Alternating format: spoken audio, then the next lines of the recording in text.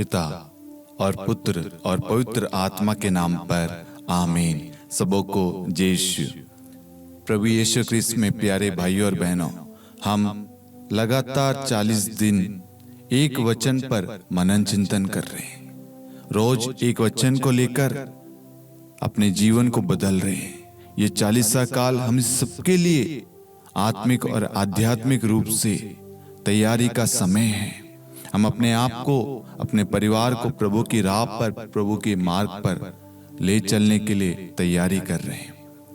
आज हमारे मनन चिंतन का वचन है प्रज्ञा ग्रंथ अध्याय 7 वाक्यांश 7।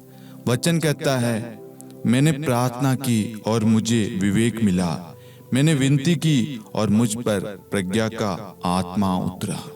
Hallelujah, hallelujah.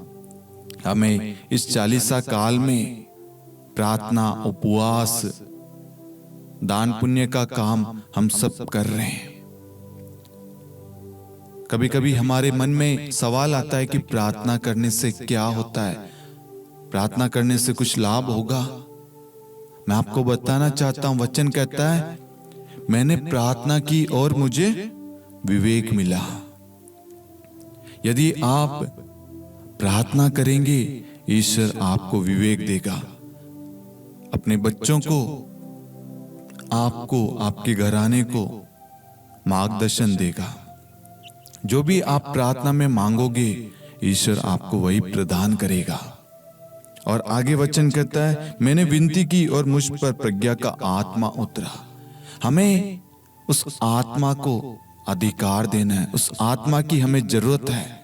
इसलिए जब भी आप प्रार्थना करें, पवित्र आत्मा का अभिषेक मांगे, वरदान मांगे और इस वचन को क्लेम करें कि प्रभु आपने कहा है, मैं जब आपसे प्रार्थना करूंगा, विनती करूंगा, तो आप मुझे प्रज्ञा का आत्मा प्रदान करेंगे, मुझे विवेक मिलेगा।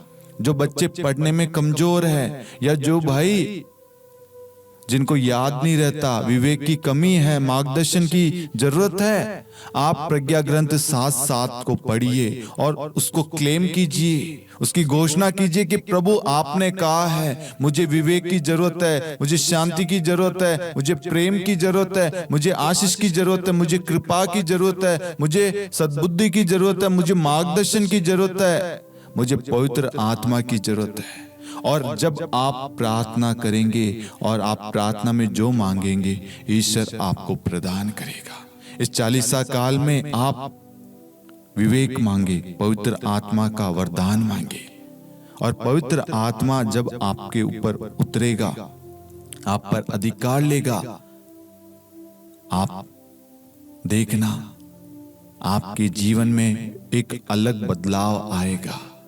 सारी चिंताएं आप भूल जाएंगे, सारी परेशानियां दूर हो जाएगी, क्योंकि पवित्र आत्मा आपको विश्वास, हौसला, भरोसा, सामर्थ्य, शक्ति, बल, कृपाएं प्रदान करेगा और आप और आपका घराना आगे बढ़ता जाएगा, एक पवित्र परिवार बनेगा। पवित्रता में आप आगे बढ़ते जाएंगे और ईश्वर की आशीष निरंतर आपके घराने में, आपके जीवन में बरसती रहेगी।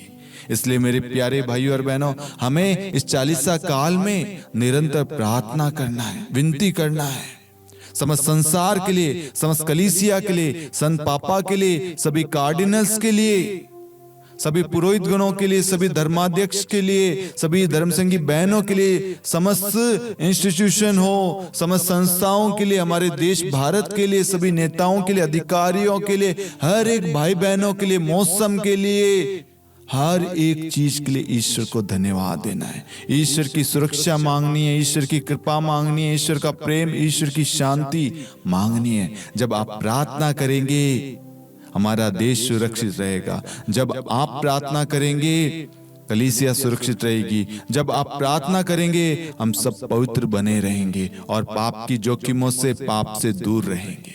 Hallelujah, hallelujah. इसलिए मेरे प्यारे भाइयों और बहनों, निरंतर प्रार्थना करते रहे, प्रार्थना के द्वारा ईश्वर हम सबको आशीष देगा, मजबूत करेगा, विवेक देगा, ज्ञान देगा, प्रज्ञा, बुद्धि, सद्बुद्धि सब कुछ प्रदान करेगा, जिसके द्वारा हम अपने जीवन में आगे बढ़ पाएंगे सकुशल।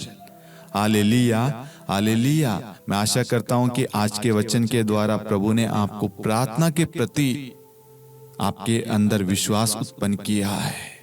आपके जो भी सवाल थे कि प्रार्थना करने से कुछ नहीं होता, तो वचन यहाँ कहता है मैंने प्रार्थना की और मुझे विवेक मिला, मैंने विनती की और मुझे प्रज्ञा का आत्मा प्राप्त हुआ। इसलिए मेरे प्यारे भाइयों और बहनों, इस प्रार्थना के लिंक को आप अन्य लोगों के साथ भी शेयर करें, ताकि उन्हें भी उनकी प्रार्थनाओं का उत्तर मिले, उन्हें प्रज्ञा का आत्मा मिले, विवेक मिले, उन्हें प्रकाश मिले। पिता और पुत्र और पवित्र आत्मा के नाम पर आमीन। सबों को जय यीशु।